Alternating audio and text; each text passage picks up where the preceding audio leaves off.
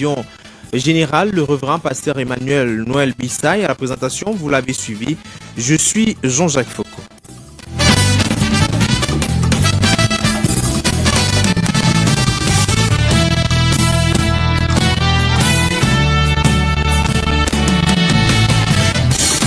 Nous avons rendez-vous avec deux auteurs. Le premier, Benjamin Yakana, lutte contre Boko Haram. Les victimes collatérales nous parlent. Eh bien, c'est un récit concis du journaliste Benjamin Yakana, reporter courageux, avisé. Il est allé aux confins de l'extrême nord du Cameroun pour mettre sur la sellette les frasques de la secte Boko Haram. Il questionne cette guerre importée, asymétrique, qui a aussi plongé pasteurs et fidèles dans une misère au quotidien, même si la plupart ont gardé une foi inébranlable grâce aux actions de générosité de certains donateurs. Benjamin nous raconte des traces de vie décimées par Boko Haram. Il expose cette hideuse condition pour une prise de conscience nationale, voire internationale. C'est pourquoi il nous promène dans les sentiers de Mogodé, Kolofata, Mokolo, Amchide, Limani, Mozogo pour espérer de chacun une aide à ces victimes qu'il qualifie de héros de la foi.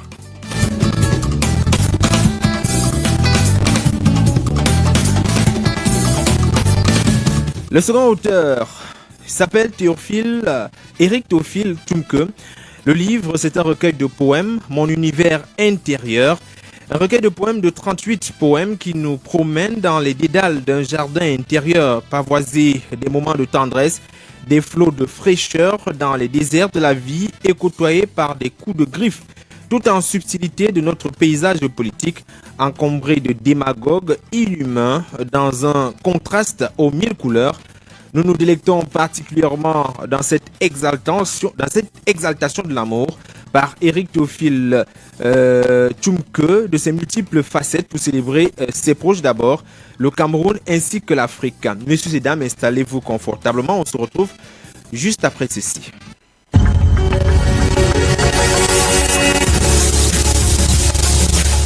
Pourquoi j'écris?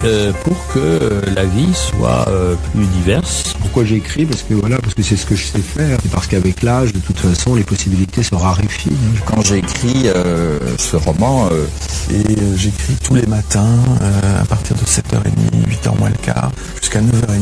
On ne m'a pas donné de conseils en particulier pour écrire. Par contre, mon père m'a dit que j'en étais capable. Mais t'écris parce que t'as un truc à dire? Tout le monde écrit, mais tout le monde n'est pas écrivain. Pourquoi le devient-on? Comment le devient-on? D'où vient l'inspiration? Écrivain, écrivaine. Le point littéraire, Jean-Jacques Foucault. Jean-Jacques Foucault. On connaît les écrivains à travers leurs œuvres, mais connaît-on leur univers? Les romanciers nous entraînent dans leur fiction, mais quelle est leur vie au quotidien? Ces acteurs contemporains nous livrent un témoignage de notre temps. Mais quels sont leurs sentiments? Pour sa 3e saison, le point littéraire innove. C'est désormais tous les mardis. 16h30, 18h sur Royal FM. Royal FM. Le point littéraire, c'est une émission de littérature. Toute la littérature, ici, tous les genres, sous-genres et types d'écriture se rencontrent. Vous aurez droit à plus de découvertes de livres et d'auteurs. Ici, tous les genres littéraires et textes scientifiques se côtoient. Le point littéraire. 16h30, 18h sur Royal FM. Royal FM. Prenez le rendez-vous tous les mardis avec Jean-Jacques Foucault. Jean-Jacques Foucault. On ne m'a pas donné de conseils en particulier pour écrire. Par contre, mon père m'a dit que j'en étais capable. Mais t'écris parce que t'as un truc à dire? Tout le monde écrit, mais tout le monde n'est pas écrivain. Pourquoi le devient-on? Comment le devient-on? D'où vient l'inspiration? Écrivain, écrivaine. Le point littéraire, la première de couverture. La première de couverture.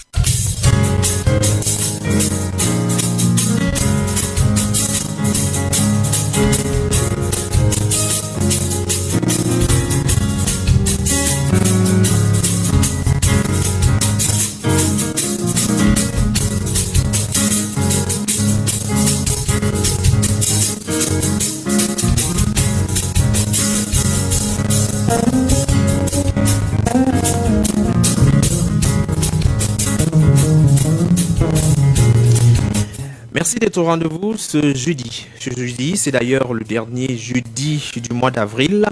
On parle encore de livres. Le tout premier invité, on l'a signalé il y a un moment, est Benjamin Yakana. Il est journaliste, il travaille à la radio Bonne Nouvelle depuis 2 décennies. Reporter courageux et déterminé, il s'est rendu à l'extrême nord du Cameroun dans des zones à haut risque pour rencontrer des victimes de Boko Haram depuis près de 10 ans. Il organise des collectes annuelles en faveur des couches vulnérables, les prisonniers notamment, les déplacés de la crise anglophone, des veuves et des malvoyants. Il a réalisé en 2018 un reportage exclusif sur l'histoire du pentecôtisme dans ce qu'on appelait autrefois Cameroun oriental. Sa riche expérience de journaliste lui permet aujourd'hui de coacher de jeunes talents. Benjamin est marié depuis 13 ans à Juliette, avec qui il a 4 enfants, notamment Anne, Badiel, Edna, Ketia, Joël et Emmanuel. Benjamin Yakana, bon après-midi. Bonsoir, cher ami. C'est un plaisir de vous recevoir sur les antennes de Royal FM. Le plaisir est forcément partagé. Je vous remercie pour l'hospitalité. C'est vrai que votre livre est assez interpellateur. Et avant d'aborder ou alors d'entrer en profondeur, lutte contre Boko Haram, les victimes collatérales nous parlent. On est tenté de vous demander comment et pourquoi vous avez décidé d'écrire sur la question de Boko Haram. Alors, parce que j'ai fait plusieurs, vous l'avez relevé, j'ai fait plusieurs voyages dans cette zone, sous la houlette de la radio pour laquelle je travaille. J'ai eu à produire de grands reportages pour la radio. Et en 2018, en septembre, un ami m'a dit, mais pourquoi ne pas mettre par écrit ce que tu dis à la radio, ce que tu as déjà dit et réalisé à la radio. Et dès qu'il a quitté mon bureau, je me suis mis à écrire les premières lignes. Et ça a pris un peu de temps. Combien de temps exactement? Oui, on était en septembre 2018. Et là, le livre est sorti seulement la semaine dernière, donc avril 2020. Vous voyez que c'est 1 année et demie, presque 2 ans. Parce que après, il y a la logistique à mettre en place pour que le livre sorte. Il y a les lecteurs, le préfacier, tout ça, là, parfois, ça prend du temps. Ce n'est pas ma principale activité. Donc, chaque fois que je trouvais une seconde, je me mettais à écrire. Et je suis très reconnaissant parce que ce livre-là a pu sortir aujourd'hui. Ça a été donc un travail très laborieux. Oui, parce que j'ai découvert un univers qui n'est pas le mien. Parfois, moi j'avais fini de rédiger entre guillemets en mars 2019 et j'étais très content, croyant que dans les semaines qui suivent le livre allait sortir. Après, je me suis rendu compte que c'était plus complexe et plus compliqué que ça. Il fallait un peu de patience parce que ça va d'un rédacteur à un autre, d'une étape à une autre. Quand vous arrivez maintenant à la maison d'édition, les éditions du propos, ça prend aussi un peu de temps, la relecture, les corrections, ainsi de suite. Donc, j'ai décidé de mettre par écrit ce que j'avais déjà dit à la radio, sur le plan sonore, bien sûr en rajoutant des recherches sur le net. Vous voyez, la webographie, elle est assez riche parce que j'ai fait le tour. J'essaie de retrouver des sites, des liens qui parlent du sujet et j'associe à ce que je sais et à ma culture générale. Alors, lorsqu'on prenait le livre, on se posait les questions, est-ce qu'il s'agit d'un essai? Mais il s'agit bel et bien d'un récit, un journaliste qui s'est rendu sur le terrain. Vous, en tant que journaliste, est-ce que ça a été facile de vous retrouver à l'extrême nord au moment où cette région est menacée par les Boko Haram qui venaient du Nigeria? Oui, alors j'ai commencé à aller là-bas en période de crise en 2016. Dans le livre, je le rappelle, je suis sollicité par une organisation qui s'appelle Alliance Biblique du Cameroun qui va dédicacer 2 Bibles. Une Bible du côté du Mayo Tanaga, d'abord du Mayo Danaï, à Maga, à Pousse. C'était pas aussi dangereux que ça. Et ça, c'était un samedi. Et le deuxième samedi, nous sommes allés dans une zone déjà sensible à Mogodé. Et là, nous sommes dans le Mayo Tchanaga. Mogodé, qui en passant est le village du général Jacob Kodji, qui est décédé le 22 janvier 2017. Donc, cette fois-là, j'ai vraiment peur parce qu'on me signale que nous sommes dans une zone où il est possible qu'il y ait des attaques. D'ailleurs, sur le parcours entre Mokolo et Mokolo, pas Mokolo de Tchinga, enfin, de Yaoundé deuxième, mais Mokolo de l'extrême nord, un point focal me signale que nous sommes sur le risque du pic d'une attaque éventuelle. C'était assez dur pour moi. J'ai commencé à presque à regretter pourquoi j'avais fait ce déplacement. Je pensais à ma famille, je me disais, mais est-ce seulement la quête de l'information qui m'amène ici et je suis prêt à y laisser de ma vie? C'était très dur. Maintenant, quand cette épopée est finie, je suis revenu à Yaoundé et puisque vous avez lu tout à l'heure, chaque année au niveau de notre radio, nous organisons des activités de générosité. Cette même année, en décembre 2016, on avait prévu de remettre des dons à la prison principale de Yaoundé. Oui. Je suis parfois étonné de voir que beaucoup de Yaoundéens ignorent qu'il y a deux prisons.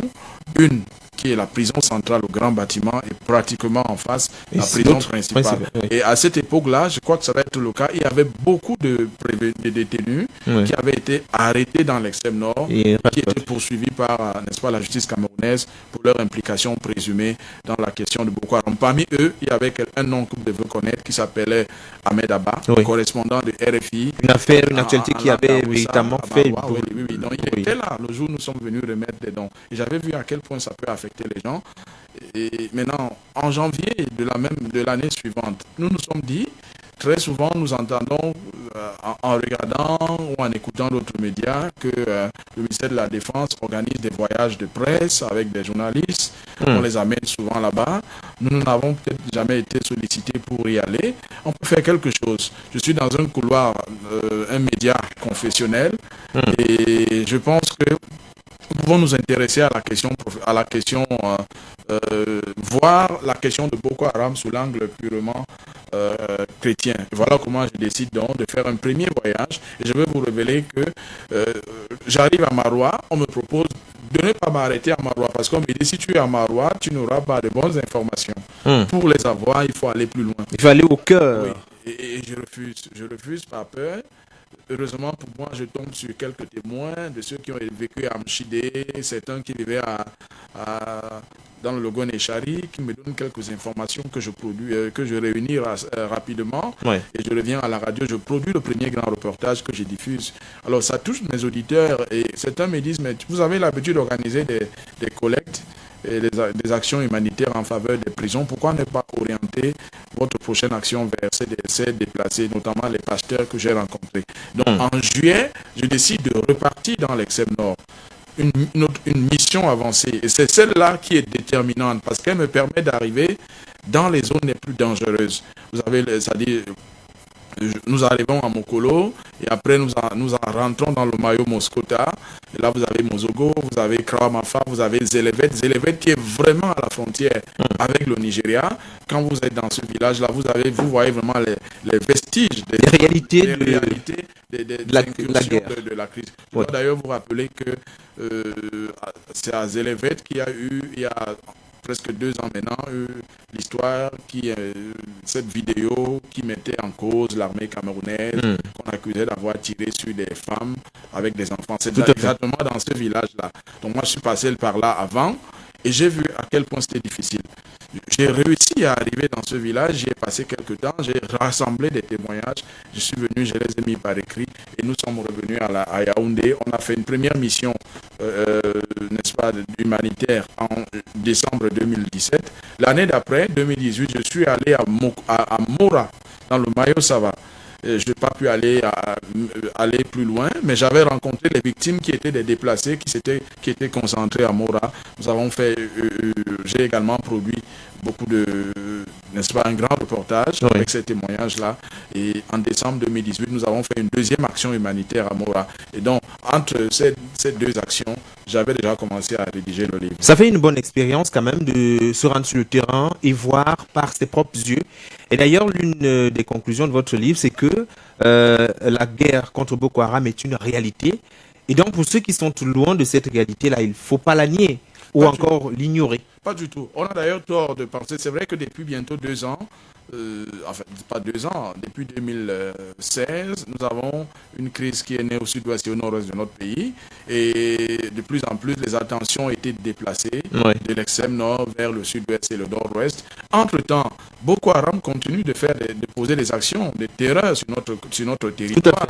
Quand vous suivez les récents développements, les actions, les communiqués du ministère de la Défense, Amchid et autres, ils continuent continue à attaquer, il continue à faire du mal à la population. Donc, il ne faut donc pas oublier l'extrême nord, parce que jusqu'à présent, il y a des victimes. Je ne suis pas sûr que cette guerre, je ne sais pas comment si ça va finir, parce que c'est un mélange de religion, c'est un mélange de politique, de géopolitique, de syncrétisme, de gangstérisme. C'est tout ça mis ensemble qui affecte les populations. Donc, ces victimes-là que j'ai rencontrées, ce qui m'a beaucoup attristé, c'est qu'elles vivent dans l'indigence. Elles ont été déplacées parce qu'elles ont dû fuir leur localité pour se mettre dans des zones qui sont un peu plus sécurisées. Mais sauf que là, il faut se loger, là, il faut envoyer ses enfants à l'école, là, il faut se nourrir, et ce n'est pas la chose la mieux partagée. Donc, quand je les ai écoutés, j'ai parfois eu les larmes aux yeux en considérant leur quotidien extrêmement difficile et douloureux.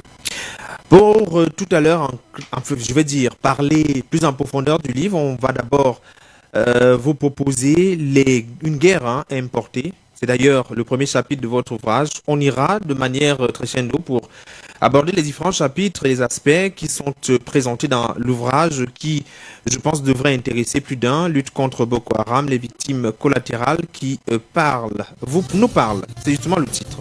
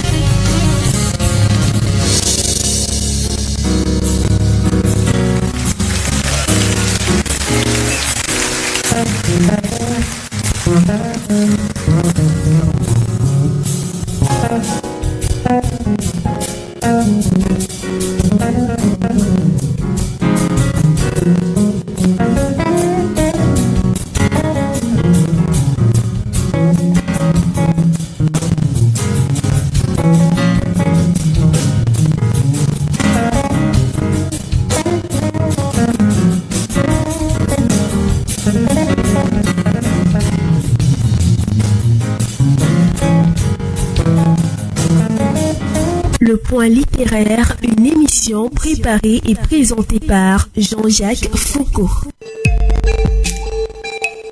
Pause.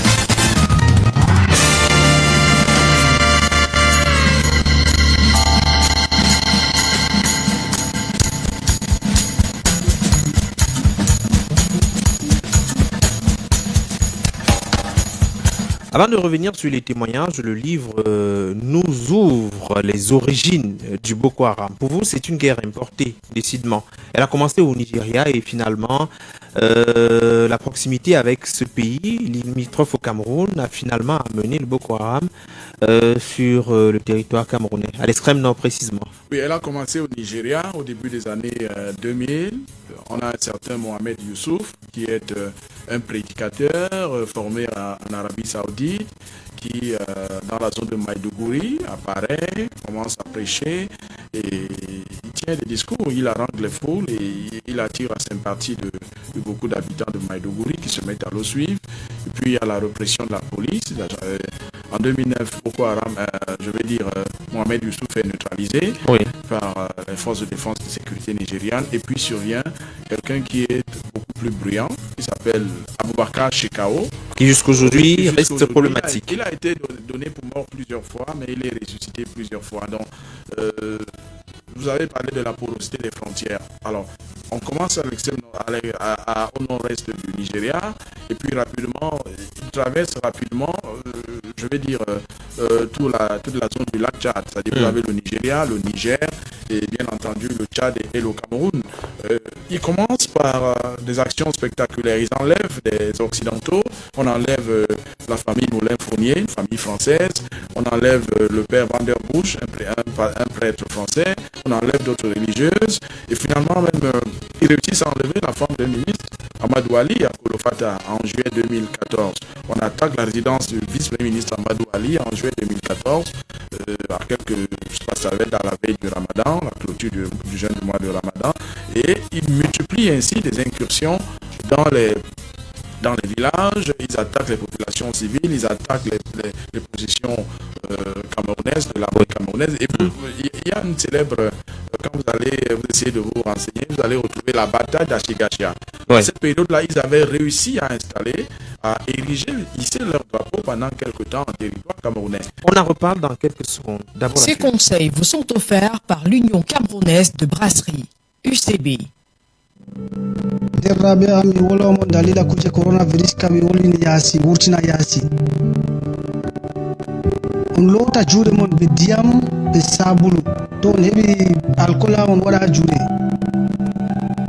on sonda ɗo sonda hundugo mon ta wurtinaka yaasi on huwa musuwa mawɗon ɗo je maɗa a sakkina ta fijaɓe maɗa a sanna goɗɗo ɗo ta nangamo juuɗe ta ɓadamo sam maske maɓɓe je wurtini ɓe jotta ɗo dole on ɓorna ɗum ha wurtina saare moɗon ɗo nanga ɗum ha juuɗe woca ha juuɗe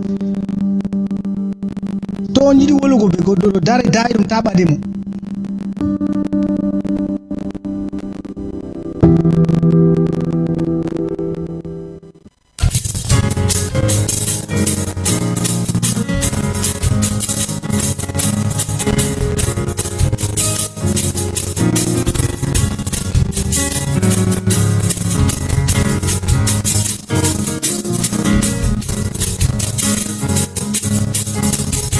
Alors Benjamin Yakana, vous en tant que chef de chaîne d'une radio, notamment Radio Bonne Nouvelle, vous êtes bien placé pour savoir que quelquefois il faut nourrir l'âme de la radio. Et donc il fallait passer la publicité.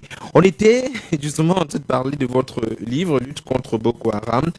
Les victimes collatérales nous parlent, un livre qui est seulement paru il y a quelques jours, la semaine dernière précisément. On parlait des prémices de ce qui est devenu un véritable problème pour le Cameroun, le Boko Haram, même si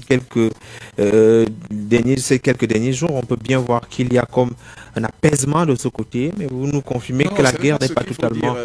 Il n'y a pas apaisement.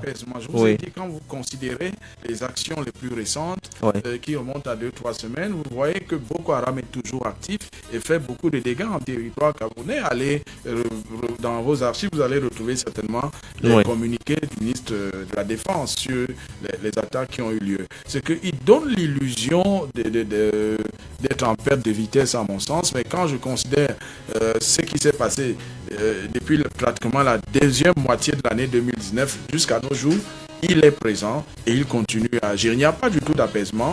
C'est une illusion d'apaisement. Le danger reste réel, la menace reste réelle. Il faut vous dire également à vos auditeurs que l'extrême nord, justement, en 2019, a été déclaré comme le sud-ouest et le nord-ouest comme zone économiquement sinistrée. Ça veut dire que les autorités prennent la chose au sérieux. Ça veut dire que les conséquences sur le plan douanier, touristique, économique et c'est pas religieux sont énormes. Donc on ne peut pas penser, moi je suis loin de penser que il y a apaisement. Il n'y a pas apaisement. Pas du tout. Alors pour vous également, le deuxième pan que vous essayez de soulever dans votre ouvrage, c'est que il y a persécution des chrétiens. L'envers du décor de cette affaire ou alors de cette guerre, sale guerre que Boko Haram mène au Cameroun. Oui, quand vous considérez des actions qui sont menées, ils font beaucoup de confusion en fait. Vous avez à un moment donné, ils attaquent les mosquées, ils attaquent les églises, ils attaquent les chrétiens, ils attaquent les musulmans, mais il faut peut-être rentrer un peu dans l'histoire. Vous allez réaliser que le fils du fondateur de Boko Haram, j'ai déjà donné son nom à Mohamed Youssouf, oui. On dit qu'il est né en 1994, ça veut dire qu'il a 26 ans. Alors, ce fils-là, il s'appelle Abou Moussab al-Barnawi. Il a fait dissidence avec le groupe de Shekau, et il accuse Shekau d'être brutal. Il estime que Shekau s'attaque à toutes les cibles, y compris aux cibles civiles musulmanes. Pour Abou Moussab al-Barnawi, le fils du fondateur de Boko Haram, il faut s'attaquer uniquement aux cibles chrétiennes. Et ça, c'est extrêmement dangereux. Et quand vous voyez maintenant, vous allez sur le terrain lors de leurs incursions, que ce soit au Nigeria ou que ce soit au Cameroun, vous réalisez qu'à un moment donné, ils attaquent des cibles précises. Quand on attaque une école, quand on attaque, je veux dire, quand on a d'abord, allez voir, vous n'avez pas oublié qu'en avril 2014, à Chibok, 300 filles ont été enlevées. C'était des filles qui n'étaient pas musulmanes. Et vous vous souvenez du concept qui est né autour, Bring Back Our Girls, sous la houlette de Madame Michelle Obama, l'ancienne première dame américaine. Alors qu'on n'avait pas fini de dire Bring Back Our Girls, en février 2018, ils ont attaqué une autre école pour jeunes filles chrétiennes à Dabchi, 110 filles enlevées. Donc ces cibles-là, ces actions-là, vous donnent de croire que Boko Haram exerce une sorte de persécution sur des chrétiens. Parce que vous allez j'ai des témoignages qui m'ont été rapportés, des gens qu'on a voulu, ils ont voulu islamiser par force. Si vous n'adhérez pas, on vous égorge, on vous abat. Donc tout ça là, pour moi, ces témoignages réunis m'ont amené à réaliser que Boko Haram sème beaucoup de confusion, mais aussi s'attaque. Il y a beaucoup d'infrastructures, d'édifices qui ont été attaqués, des villages essentiellement habités par des chrétiens qui sont attaqués de nuit et incendiés. Ça veut dire qu'ils savent exactement ce qu'ils font. Je vous ai déjà parlé du père Vanderbush, un prêtre qui a été enlevé. Je vous ai parlé d'autres religieuses ou religieux qui ont été enlevés. Ça veut dire qu'ils savent exactement ce qu'ils font. Et si vous avez donc le fils aîné du fondateur de la secte terroriste qui affirme que Shekau a tort de s'attaquer aux cibles musulmanes, aux civils notamment, et qu'il devrait uniquement s'attaquer aux chrétiens, ça veut tout dire. Donc maintenant, et ça c'est important pour vos auditeurs, il y a une organisation internationale de droit suisse qui s'appelle Portes ouvertes, Open Doors en anglais, qui chaque année publie des rapports sur l'état de la persécution des chrétiens dans le monde. Et il y a un classement qui est fait sur 50 pays, et notre pays est rentré dans ce classement au début de cette année. Pour eux, parmi les 50 pays où les chrétiens sont combattus, sont persécutés, il y a le Cameroun. Le Cameroun est 48e. À côté, vous avez le Nigeria, un voisin, la RCA, un autre voisin. Et les mécanismes de persécution sont lesquels pour les trois pays que je viens de citer, le Cameroun, le Nigeria et la Centrafrique, c'est l'extrémisme islamique. Ça veut dire que pour eux, être chrétien au Cameroun, c'est une menace. Malheureusement, l'information est passée, j'ai envie de dire, inaperçue. Parce que souvent, ce qui fait bouger nos autorités, c'est Amnesty International, Human Rights Watch, le REDAC. Mais celui-ci est passé inaperçu. Je ne sais pas si le ministère en charge des cultes, le MINAT, est au courant de ce classement qui a été rendu public en janvier, au début de l'année. Je ne sais pas s'il est au courant. Tout ça amène à croire que c'est à cause de Boko Haram que le Cameroun est dans ce classement. Alors, le livre nous révèle qu'il y a des églises qui sont saccagées et même brûlées. Les hommes d'église qui sont pourchassés simplement et purement. Il y a même des menaces qui sont perpétrées contre eux, des tracts. À un certain moment, qui faisait savoir qu'il était interdit à ces hommes d'église là de pouvoir officier un dimanche des messes, des cultes religieux. Oui, je suis arrivé à Mora et j'ai rencontré une série de pasteurs et ils avaient affirmé que lorsqu'ils ont fui les Kolofata et autres, ils se sont retrouvés à Mora, qui est le chef-lieu du département du Mayo-Sava. C'était pas encore très stable. Bon, c'est vrai qu'après on a renforcé et Boko Haram ne pouvait plus véritablement agir de ce côté-là. Ils me disent que au début, qu'est-ce que ces gens faisaient je crois dans la nuit de samedi à dimanche, ils venaient jeter des tracts à proximité de l'église. Si vous faites culte demain, on vous attaque. Et ces tracts-là attiraient l'attention des autorités administratives et militaires qui ont demandé à l'église de ne pas faire ces cultes pendant 11, ils parlent le 11 dimanche. Ça veut dire que c'était une réalité. Azelevet, le pasteur que j'ai rencontré, qui avait dû fuir la zone, il était la cible des terroristes qui venaient du Nigeria, qui le menaçaient. Un jour, on a attaqué son église, 8 de ses fidèles ont été tués, et lui, il a eu la vie sauf parce que grâce à l'agilité de ses jambes, il a fui. Et j'étais troublé lorsque je suis arrivé en 2017 dans ces villages. Ils me disent, nous ne dormons pas dans nos maisons. Chaque soir, en journée, nous menons nos activités ici, et vers la soirée, on va sur la montagne. Parce que si vous dormez à la maison, ils vont venir vous agresser. Et un jour, lors d'une agression qui avait coûté la vie à 8 des fidèles de ce pasteur-là, il m'explique qu'ils ont fui, eux, parce qu'ils ont réussi à s'échapper. Ils ont passé la nuit sur la montagne. Et en matinée, il a convaincu ses co-religionnaires de descendre pour aller inhumer les 8 fidèles qui étaient décédés. Malheureusement pour eux, les terroristes qui savaient... Ils n'étaient pas loin et ils savaient que forcément ils vont descendre. Et lorsque le pasteur me dit, quand j'ai commencé l'office d'inhumation, avant d'avoir enseveli mes fidèles, ils sont à nouveau sortis et ils ont tiré de partout. Nous avons à nouveau fui, abandonnant les dépouilles de nos frères, n'est-ce pas, à l'air libre. Vous comprenez donc que on est tenté de penser qu'à un niveau ou à un autre, Boko Haram, qui pourtant n'est pas reconnu, en fait, sa pratique de l'islam, la pratique de l'islam de ces terroristes-là n'est pas reconnue par les musulmans conventionnels qui disent que ce ne sont pas des véritables musulmans, alors que Boko Haram, lui, se revendique de la branche sunnite, c'est-à-dire qui pense qu'on devrait rentrer dans les origines, n'est-ce pas, de l'islam tel qu'il a été pratiqué par ceux qui l'ont créé. Le point littéraire, les classiques littéraires. Les classiques littéraires. Avant de retrouver l'invité, du moins le tout premier, Benjamin Yakana, avec son livre « Lutte contre Boko Haram, les victimes collatérales » nous parle. C'est bien un récit de reporter. Il était sur le terrain, il a recueilli des témoignages, il a échangé, il a vécu cette réalité-là de très près. Parlons d'un classique littéraire, certainement parce qu'il était président de la République. Son livre a fait parler.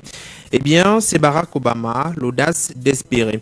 Il est né d'une Américaine et d'un Kenyan. Barack Obama, sénateur de l'Illinois, brigue l'investiture démocrate face à Hillary Clinton. La bataille s'annonce rude, mais passionnante, car Obama séduit grâce à son indiscutable charisme, mais surtout par sa façon de faire de la politique. Débarrassé des incessantes luttes partisanes, transcendant les divisions pour s'atteler aux problèmes concrets, problème qu'il passe en revue dans son livre, évoquant en profondeur l'insécurité économique des familles américaines, les inégalités croissantes, les tensions raciales et religieuses, les menaces terroristes, convaincus que c'est en revenant aux principes fondateurs de leur constitution que les Américains parviendront à relancer un système en panne et un gouvernement qui s'est dangereusement coupé de la grande masse de la population. Eh bien, Barack Obama, père de famille, aimant et chrétien, adversaire de tous les intégrismes, fait passer un souffle d'air frais sur le monde politique et représente d'ores et déjà un espoir de renouveau pour les millions de citoyens. Un livre programmé en même temps qu'une profession de foi argumentée, à lire d'urgence pour imaginer ce qui pourrait être l'après-Bush. Il faut dire donc, il est devenu président et à 2 reprises parce qu'il a eu le temps de renouveler après son premier mandat à la présidentielle.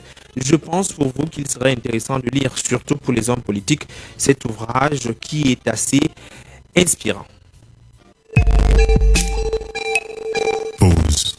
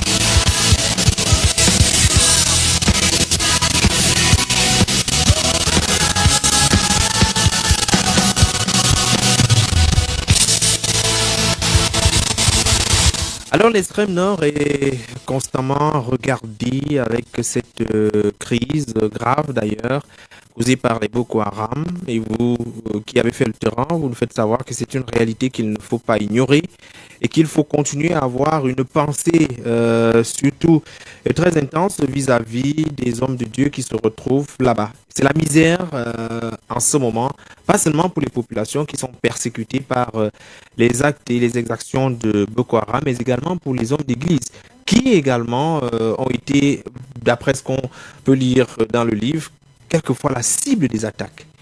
Oui, c'est bien difficile à le dire. J'ai le cœur serré quand je pense à ce qu'ils m'ont dit, pour ceux que j'ai rencontrés, que ce soit dans le maillot Sabah ou dans le maillot Tchanaga. C'est un quotidien difficile, douloureux. J'ai dit il y a des difficultés de logement, d'éducation, de scolarité pour les enfants. Et quand beaucoup d'entre eux vous disent nous dormons par terre, quand nous avons fui la zone où nous nous trouvions, nous sommes arrivés à Mokolo, enfin nous sommes arrivés à Mora, nous dormions par terre, nous dormions sur des cartons. C'est parfois des frères, des chrétiens qui nous ont donné qui est un matelas, qui est un vêtement. Parce que je dois vous dire, Jean-Jacques, à beaucoup d'occasions, quand les gens fuient les zones de guerre, j'ai par exemple ce témoignage de Amchide. Ils ont quitté massivement parce que les Boko Haram avaient violemment attaqué la ville d'Amchide. Oui. Et le pasteur me dit, nous avons fui ce jour-là et c'était extraordinaire. Vous avez des parents qui fuient sans les enfants, et les enfants qui fuient sans les parents. C'est-à-dire que si vous allez tous dans une direction, ils vous poursuivent dans le but de vous enlever. Oui. Et ils ont dû marcher de Amchide pour Mora, ça doit faire une quarantaine de kilomètres à pied. Et quand vous arrivez à Mora, vous n'avez pas souvent où dormir. Et c'est pas évident. Oui. Et ils pleurent jusqu'aujourd'hui, en fait jusqu'à l'année dernière. On continue à m'appeler pour dire, s'il vous plaît, nous sommes en train de vouloir mettre des semences au sol. Est-ce que vous pouvez nous aider avec un peu d'argent? S'il vous plaît, nous sommes en train de vouloir construire une chapelle qu'ils ont détruite. Les Boko Haram, pouvez-vous nous aider? Donc, ce quotidien-là, il est misérable. Oui. Et moi, je pense que il y a des efforts à faire. Et je précise qu'on ne devrait pas se limiter au niveau matériel. Mais il faut aller plus loin parce que ce sont des malades. Des malades sur le plan émotionnel, psychologique, à cause de ce qu'ils ont vu. Qu'il faut absolument accompagner. Il faut absolument accompagner.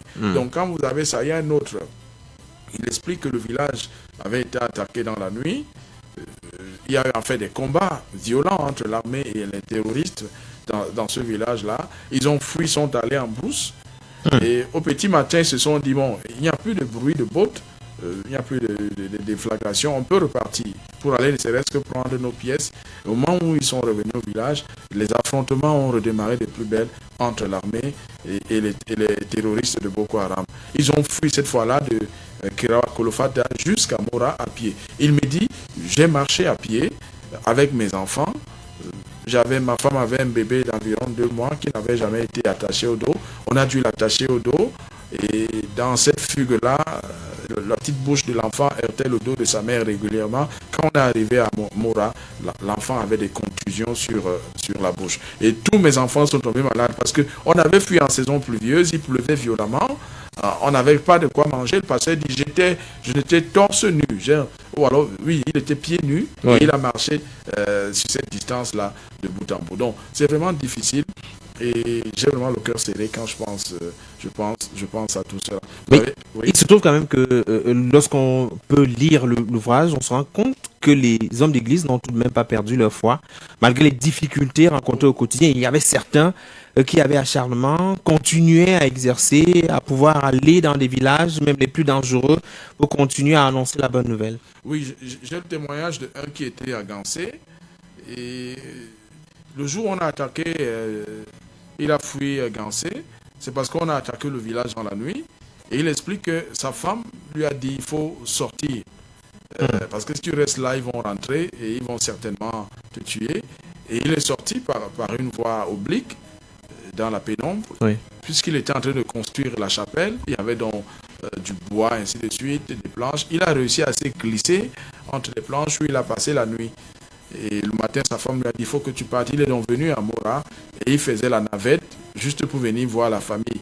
Et quand c'est devenu fort, comme on dit à Yaoundé au Cameroun, il a amené toute sa famille du côté de Mora en s'éloignant. Qu'est-ce qu'il faisait? Comme il y a des gravataires, il y a des malades, des personnes âgées qui ne peuvent pas se déplacer, donc lui, il partait de temps en temps prêcher. Il prenait encore des risques. Et il explique qu'un jour, des militaires lui avaient dit, ont essayé de le dissuader de rentrer dans le village parce que c'était dangereux. Mais il a dit, je vais partir. Je vais continuer ma mission. Si je dois laisser ma vie là-bas, Jésus-Christ lui-même est mort pour moi. Je serais heureux de laisser ma vie parce que je suis allé annoncer l'évangile à ces populations. C'était un peu risqué, mais c'est une foi. Ils ont une foi inébranlable. Et un autre, celui-là même qui était régulièrement pourchassé par les terroristes dans Azelevet, dans le royaume Moscota, je lui ai posé la question, quel est le message que tu prêchais? Qu'est-ce que tu disais à tes ouailles en ces temps difficiles? Il dit, je leur avais dit, faisons attention, que chacun prenne les dispositions possibles pour se protéger, mais soyons davantage prêts à rencontrer le Seigneur. C'est-à-dire, soyons prêts à mourir à tout moment, et lorsqu'on sera mort, on aura des comptes à rendre à Dieu. Donc, ils savaient que la mort pouvait arriver à tout moment. Ils sont restés inébranlables, ils persévèrent, ils tiennent. J'ai vu un autre, on l'avait arrêté à Chigacha. Quand on était sur le point de l'égorger, il s'appelle Ridapa, on était sur le point de l'égorger. Heureusement pour lui, parmi les assaillants, il y avait de ses anciens camarades d'école primaire qu'il a reconnu et qui a plaidé sa cause auprès des autres. Donc, quand vous voyez ces gens, bien qu'ils souffrent de famine, bien qu'ils aient des pressions, des situations nerveuses, des séquelles, ils persévèrent, ils endurent, ils sont fermes dans leur foi. Et il y a un autre, lui, il vivait à Kolofata, c'est-à-dire que la résidence du ministre Amadou Ali était juste à côté de l'église qu'il dirigeait. Et lorsque cette résidence est attaquée en juillet 2014, c'était une période de vacances, donc il y avait une centaine d'enfants de son église qui étaient réunis, qui passaient des nuits là et qui recevaient des enseignements bibliques. Alors, au petit matin, dans la nuit de samedi, je crois, à dimanche, quand la résidence est attaquée, ils fuient avec cette centaine d'enfants pour aller dans un village qui se trouve à 5 km qui s'appelle Gansé. Et il m'explique que plus tard, on était en juillet, en octobre, ils sont à nouveau revenus. Cette fois-là, ce n'est plus la résidence d'Amadou Ali qu'ils ont attaqué, c'est l'église qu'ils ont attaqué. Ils ont encerclé le presbytère et ils se sont mis à dire, certains disaient, cassons la porte pour attaquer le pasteur, pour le tuer. D'autres disaient, ne le tuons pas. Et comme ils n'ont pas pu s'attendre, ils ont laissé le pasteur. Et il y avait à côté la maison d'un de ses fidèles, ils sont allés la briser et ils ont tué ce fidèle-là. Et quand le pasteur témoigne, je l'interviewais, j'ai vu les yeux devenir larmoyants progressivement. Et finalement, il a éclaté en sanglots. Tous sont là.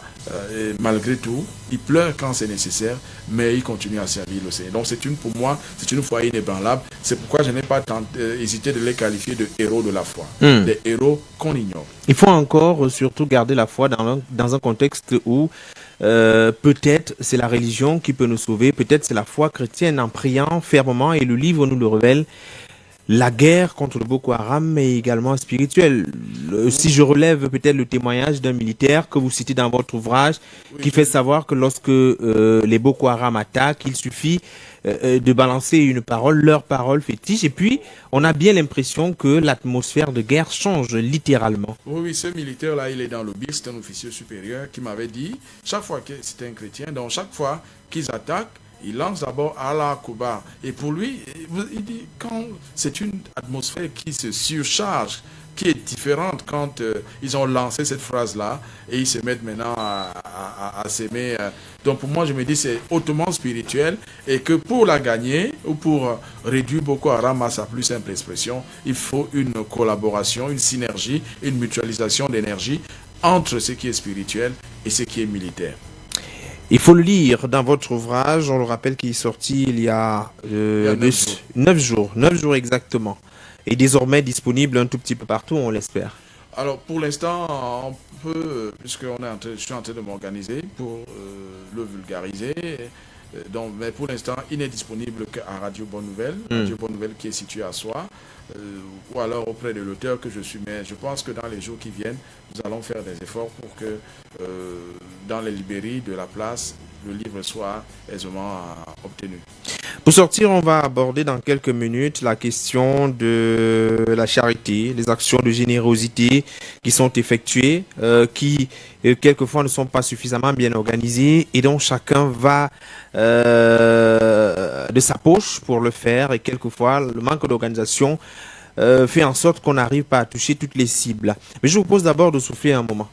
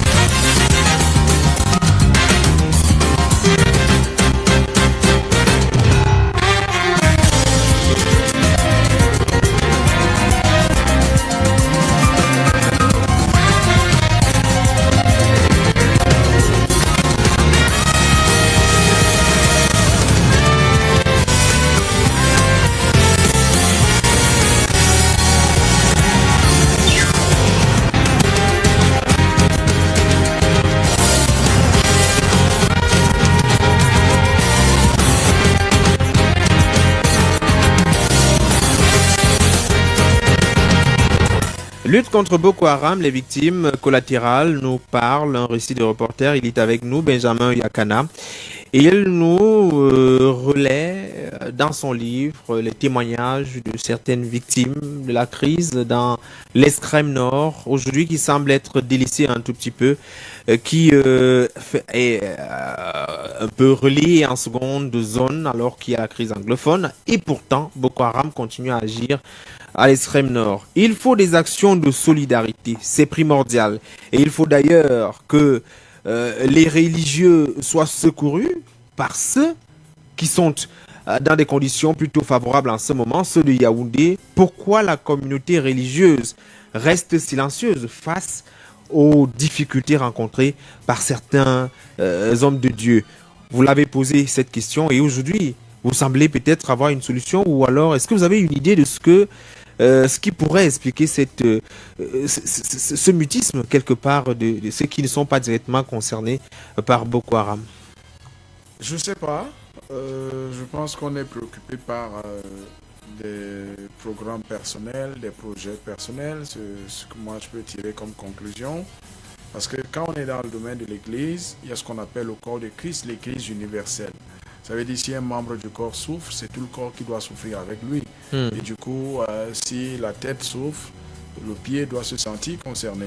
Mais on est étonné de voir que beaucoup de nos frères souffrent dans cette partie-là du Cameroun et qu'ici, on n'est pas soit au courant, soit on n'est pas du tout informé, ou alors soit on reste indifférent. Donc moi, je suggère que des actions plus importantes soient menées par les églises utilisatrices, dont les églises sur le terrain, mais également que nous ici, que des bonnes volontés puissent se lever spontanément.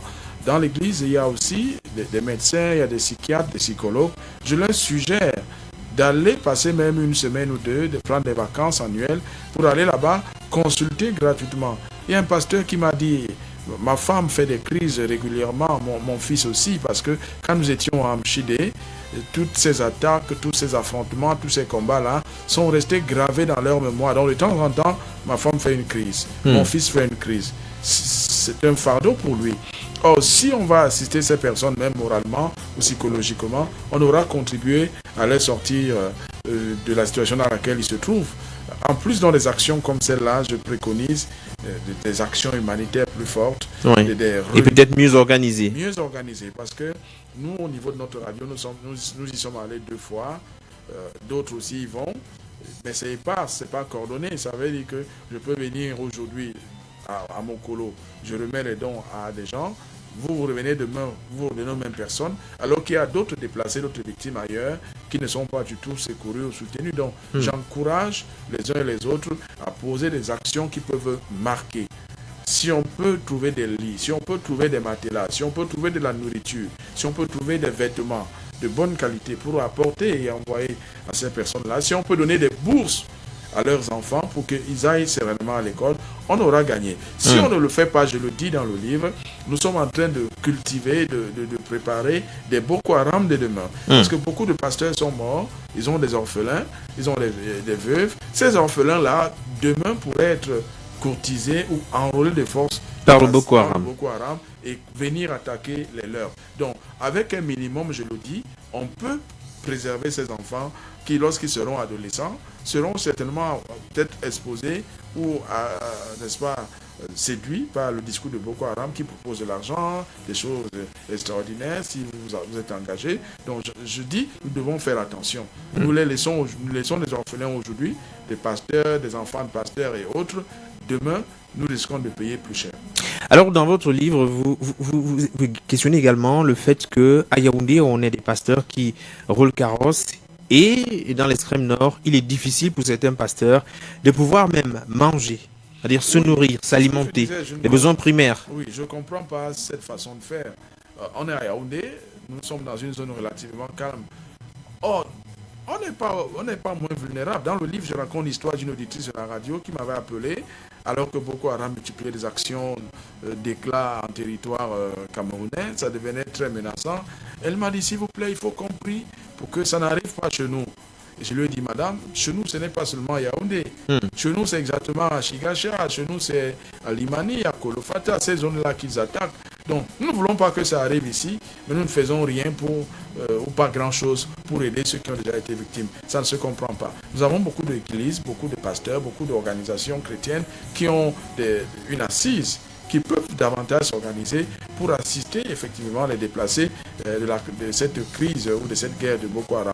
Mais on roule carrosse ici, des gens coupés dans la misère, alors que nous servons le même Dieu, alors qu'ils sont tous pasteurs. Il y a quelque chose qui ne va sûrement pas. Alors je vous propose, Benjamin Yakana, de marquer un break complet. Nous allons accueillir Annie-Lisette Ambassa. Elle va chercher à connaître qui est Benjamin Yakana au-delà de votre poste de chef de chaîne à Radio Bonne Nouvelle, au-delà de votre posture d'écrivain que vous abordez aujourd'hui. Elle veut savoir quelles sont vos préférences. Elle vous rejoint donc dans quelques secondes.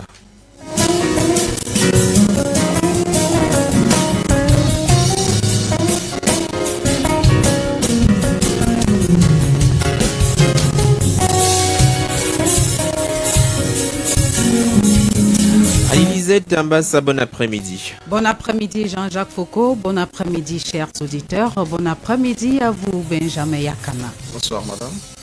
Alors, vous avez votre invité, notre invité en face de vous. Quelles sont vos préoccupations? Voilà, déjà merci de nous accorder cet espace.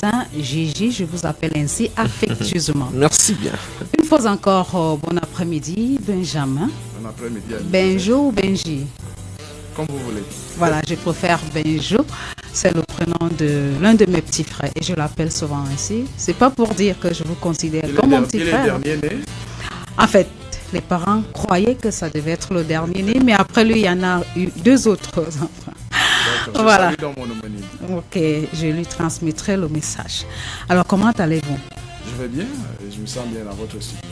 Ok, ça nous fait vraiment plaisir. Et le confinement, comment est-ce que vous le gérez?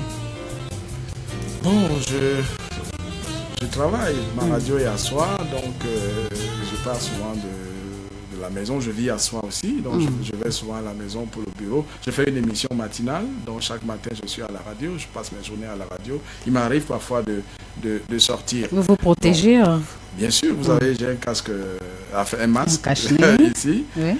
Je ne serre pas la main aux gens. Vous vous êtes lavé les mains à l'entrée? Bien entendu, je respecte les mesures barrières qui ont été édictées. Et donc je ne m'expose pas, je n'expose pas ma famille. Partout où je me trouve, j'essaie de ne pas être victime. Alors dites-nous, comment se porte Juliette Yakana? Ça va, je ne pense pas qu'elle soit à l'écoute. Comme je vous ai dit, je quitte souvent la maison assez tôt, parfois quand ma maison dort encore. Mais certainement elle va écouter. Il faut dire ici que Juliette, c'est votre épouse depuis 13 ans. Oui. Et vous avez le couple a 4 enfants. Bien sûr. Voilà. Alors, quel genre de papa êtes-vous? Un papa fouettard, un papa qui laisse tout faire aux enfants? J'ai des enfants en bas âge. Ma fille est née à 12 ans. Elle aura 12 ans en mai. Donc les autres sont plus âgés. Le dernier, il a 1 an 6 mois. Mais de nature, je suis sévère. De nature, je suis sévère. Mais, et ça marche? Oui. J'ai fait des remontrances ce matin avant de sortir au plus petit, quand je quittais la maison. Mais ça va, ça va. Il reste mes enfants. Je les aime comme tels. En tout cas, de temps en temps, c'est nécessaire. Parlez-nous de la relation qui existe entre Juliette et Benjamin. Le dialogue, lorsqu'il y a peut-être une discorde entre vous, comment est-ce que vous parvenez à régler le différend? Bon, nous communiquons. Il y a ce qu'on appelle, je ne vous apprends rien, la communication verbale, la communication non verbale. On utilise tous les moyens pour les résoudre. On est une société humaine, donc il peut arriver que des choses nous opposent. Ça fait 13 ans qu'on est mariés, c'est parfois arrivé, mais Dieu nous soutient. Donc on échange, on s'assied, on discute de temps en temps. Et on essaie Qui fait le premier pas? Qui demande le dialogue? Qui ouvre le dialologue? Ça va dans les deux sens. Mais si vous voulez, c'est moi qui suis souvent demandé. D'accord. Parce que l'homme est le chef de la famille, d'après ce que me disent les Saintes Écritures. Donc il a la responsabilité de la paix dans la maison. Donc si on laisse pourrir la situation, après on n'aura que ses yeux pour pleurer. Voilà. Benjamin, hein, les internautes certainement constatent, hein, vous êtes de teint bien noir, un teint bien chocolat. Vous n'êtes pas influencé par le changement de couleur de teint. Alors dites-nous, quelle est l'appréciation, hein, quel est votre avis par rapport au décapage de la peau, tant chez la femme que chez l'homme? Je trouve que c'est un complexe qui ne devrait pas exister. J'ai parfois côtoyé des personnes originaires du Congo. Je me suis rendu compte que c'est comme une culture dans leur pays. Tout le monde est attiré vers le décapage. Moi, je ne le ferai jamais. Je suis né comme ça. Je suis fier de l'être. J'aurais bien voulu être comme vous, qui n'êtes pas aussi noir que moi. Mais Dieu m'a créé comme ça. Donc, je ne partage pas l'idée de modifier la couleur de sa peau, de la transformer. J'ai déjà vu quelqu'un qui a fait un cancer de la peau. Donc, pour moi, je suis très effrayé par ça. Je devrais encourager. Mais s'il n'y avait pas de conséquences, vous serez peut-être tenté? Pas du tout. Donc, vous faites confiance à ce que Dieu a fait? Je suis né comme ça, je reste comme ça. Je dis, j'aurais voulu, si j'avais à choisir, je n'allais pas. Quand j'étais petit, on disait noir comme le charbon et ça nous énervait. Noir comme le charbon, noir comme le charbon. Bon, et puis après, c'est passé, donc j'ai appris à gérer. Voilà. Votre style vestimentaire, c'est toujours chemise, veste, ou alors de temps en temps, vous arborez une tenue africaine, et c'est à quelles circonstances? Tenue africaine, je n'en ai pas beaucoup.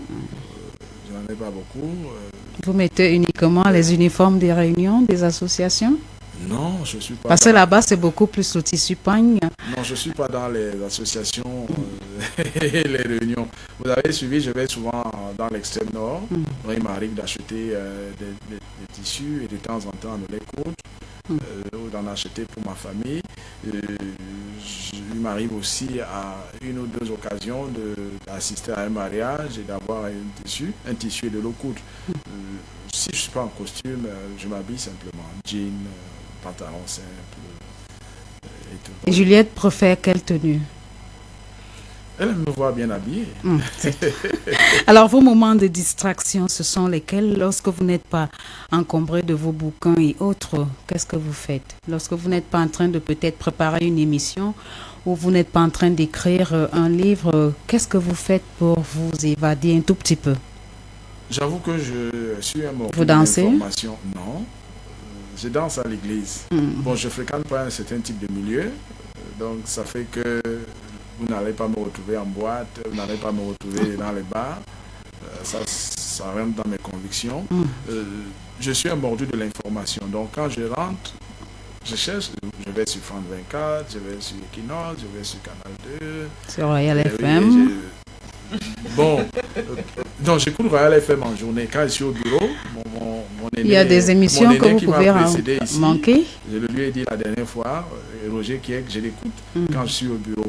Bon, maintenant quand je suis à la maison, au niveau de la radio, c'est soit le poste national, parce qu'il y a les journaux de 20h, ou alors RFI, parce qu'il faut faire un tour. L'information institutionnelle. En général, c'est la télé que je regarde quand je rentre, et vraiment, n'allez pas me chercher au niveau des séries.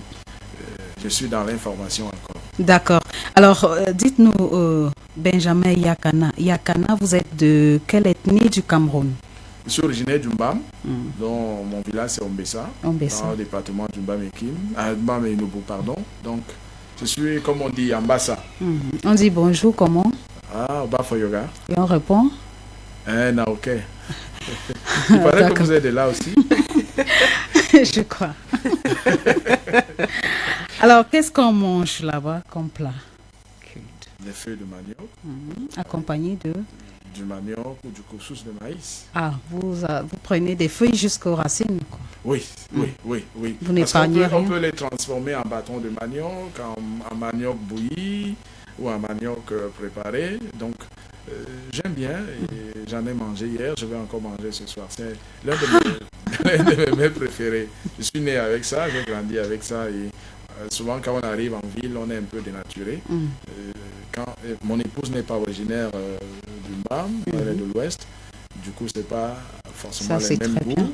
C'est pas le même goût pour moi et pour les enfants, mais on fait des efforts pour me satisfaire. D'accord. Alors, on va sortir par là. Hein, on a l'habitude ici de demander à nos invités de mimer un petit chant. Et aujourd'hui, à vous, Yakana, Benjamin, nous allons vous demander de mimer peut-être un gospel en langue Yambassa. Alors, c'est dur, hein?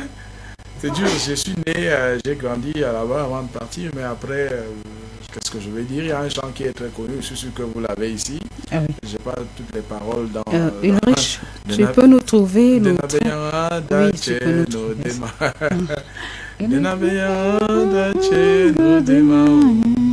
Alors, l'autre partie là.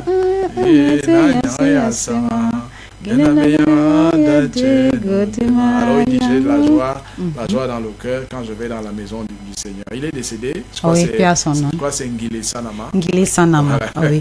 Je crois que Ulrich va nous faire le plaisir. Hein. Entre-temps, je vais prendre congé de vous, Benjamin Yakana. Je vous remercie de vous être prêté au jeu. Gigi, hein, on se retrouve jeudi. Tout naturellement. C'était un plaisir, Annie Lisette Ambassa. On va faire plaisir à l'invité.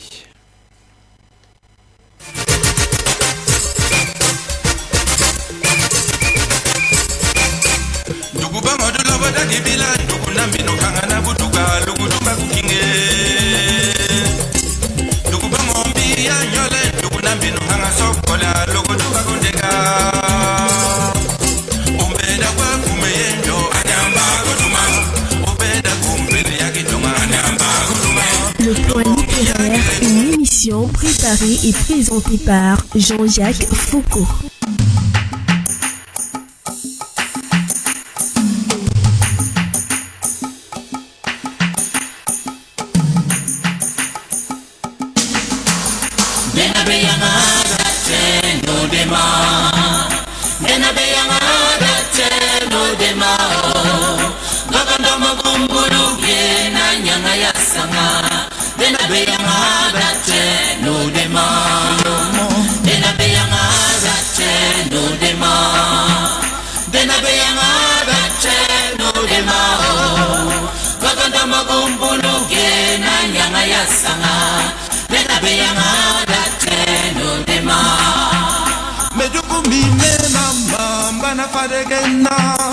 Babolana nyanga ya dada ya mbosogoli gubile biebe dena beyanga da cheno dema yomo dena beyanga da cheno dema dena beyanga da cheno dema bakanda magombolo gena nyanga ya sanga dena beyanga da cheno dema yomo dena beyanga da cheno dema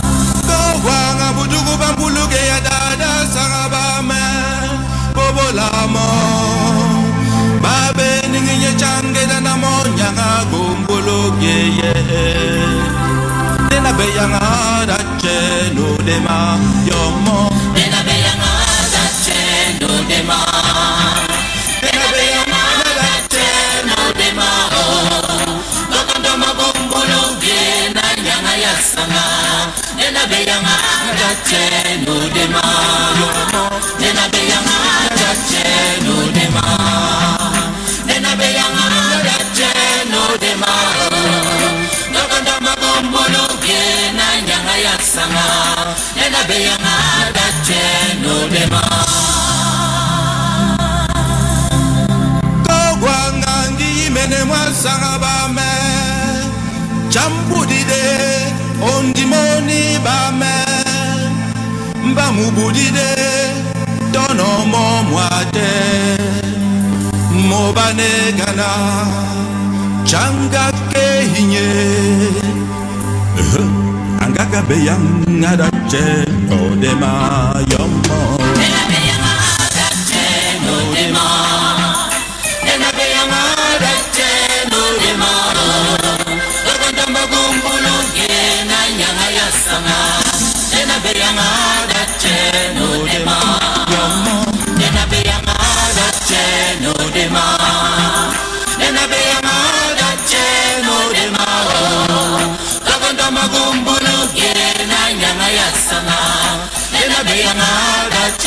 Alors, on constate que le second auteur, Éric Théophile Tchoumke, mon univers intérieur, n'a finalement pas pu se libérer de ses occupations. Il s'agit de l'éditeur des éditions de Midi. Et donc, c'est assez compliqué. On espère que la prochaine fois, il sera là.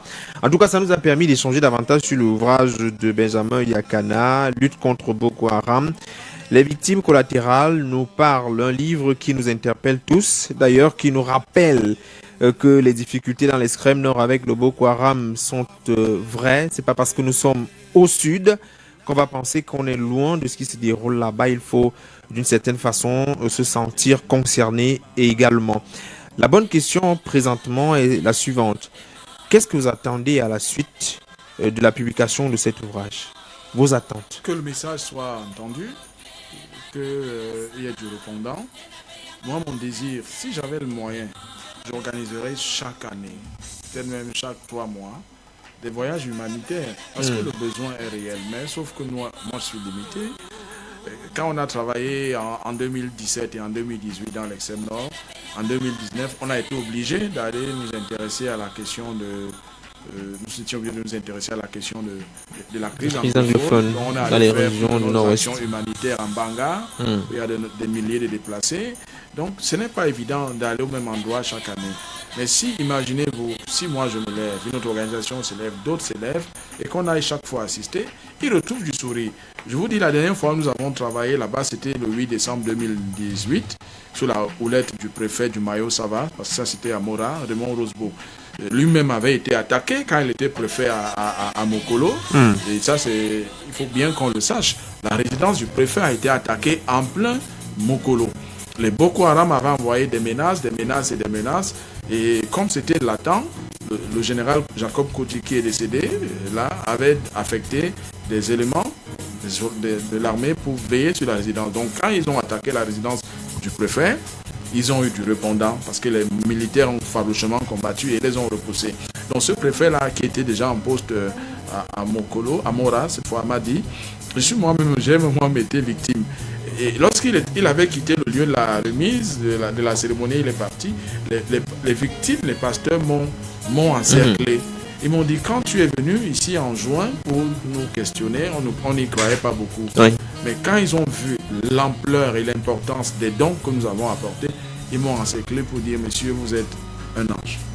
Soutien matériel, financier, mais également psychologique.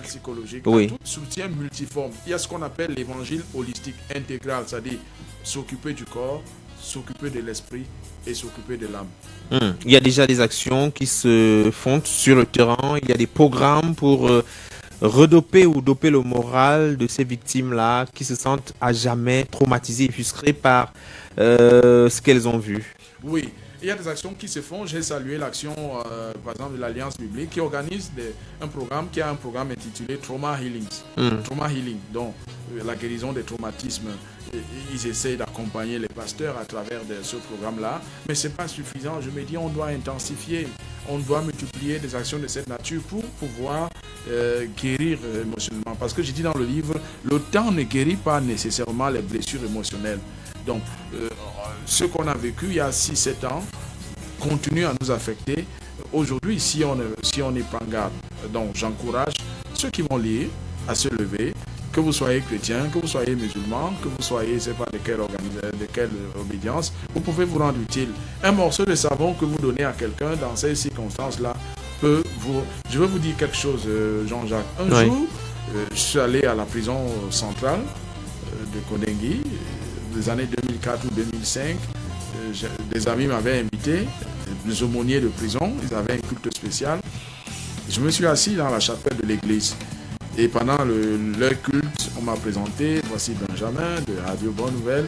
Et quand le culte est fini, d'ailleurs quand vous allez, à l'époque, quand vous alliez là, le bâtiment est envahi de l'extérieur par des détenus. Ils savent que les gens sont venus de l'extérieur et ils ont soit de l'argent à leur donner, soit de la nourriture. Donc ils viennent vous encercler. Ouais. Pendant le culte, vous tournez à gauche, quelqu'un vous fait un geste pour vous demander de l'argent. Vous tournez à droite. Et à la fin du culte, ce jeune homme m'a approché et m'a dit, monsieur, je voudrais écrire une lettre à ma famille à l'extérieur. Pouvez-vous m'aider à obtenir des formats? J'ai pris une pièce de 100 francs, je lui ai donné. Il m'a remercié pendant peut-être 5 minutes. Merci monsieur, vraiment que Dieu vous bénisse. Vraiment nous allons prier pour vous. J'ai dit, mais pour 100 francs, vous voyez à quel niveau on peut être. Donc un morceau de savon que vous donnez à quelqu'un qui est dans l'indigence, vous ne savez pas le bien que ça peut le faire. Pour le cas d'espèce, si on peut, à partir d'ici, apporter une assistance à ces personnes qu'on ne va jamais voir peut-être, qui ne vont jamais nous rembourser, je pense qu'on aura réussi. Et moi, c'est mon cri. Que les églises se lèvent, que les bonnes volontés se lèvent, que les médecins se lèvent, que tout le monde se lève pour faire quelque chose.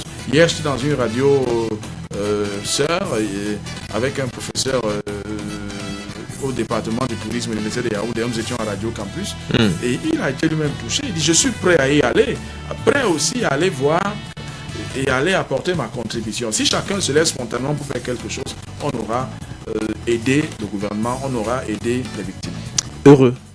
Pour vous, c'est une satisfaction d'avoir pu aller chercher l'information et puis proposer ça au lecteur. Oui, très heureux parce que le jour où je suis arrivé à Mozogo et autres élévettes, quand j'ai quitté la zone, parce que voilà ce que je fais, quand je suis dans la zone dangereuse, je fais mes photos, je ne les publie pas. Mais quand je reviens, quand j'arrive à Maroua, dans mon lieu de résidence, je me mets à publier. J'avais l'impression que j'étais devenu moi-même un héros. Dans le livre, je le dis. En janvier, j'avais très peur. Quand je reviens en juillet, je suis devenu comme un reporter courageux, audacieux. Pourtant, il y a 6 mois avant, je ne pouvais pas mettre pied. Donc, j'ai été très heureux. Et je dois vous dire, j'étais encore plus heureux lorsque la question de la vidéo, la célèbre vidéo des enfants et femmes qui impliquait les militaires est sorti. Je ne sais pas par quel moyen, comment ils ont fait. Amnesty International m'a approché. La BBC m'a approché parce qu'ils s'étaient rendu compte que j'avais été dans la zone qui avait été touchée. Ils m'ont sollicité pour me demander des informations par rapport à ce qui s'est passé. Donc j'étais heureux, j'ai dit mais c'est une fierté pour moi de voir ces documents. Je pense qu'il peut apporter quelque chose dans l'univers littéraire. C'est là que je tiens à vous remercier énormément pour l'invitation. Je n'ai pas dit ça au début. Le livre est paru aux éditions Lupepo. Et donc le livre est donc également disponible chez l'éditeur. Et vous l'avez dit à Radio Bonne Nouvelle, pour ceux qui veulent s'imprégner des réalités du quotidien de ces hommes d'église et pas seulement des différentes victimes du Boko Haram. Alors Benjamin Yakana, merci d'être passé à la radio, d'avoir échangé avec nous sur votre livre qu'on sait désormais s'inscrire parmi ces rares ouvrages qui ont touché du bout des doigts la réalité. Oui, merci de m'avoir accueilli. Donc je salue tous vos auditeurs. Le livre coûte 5 000 francs, on peut l'avoir. Comme disait le professeur hier, c'est un livre d'histoire aujourd'hui parce que je relate un peu l'histoire. Donc je serai très heureux d'échanger avec ceux qui veulent. Comme j'entends dire que les mesures de rassemblement ont été allégées en rapport avec le Covid, dès que possible, je vais organiser des dédicaces. Vous présentez le livre au grand public. Oui, évidemment. Mesdames et messieurs, prochain rendez-vous jeudi prochain. Bonne soirée.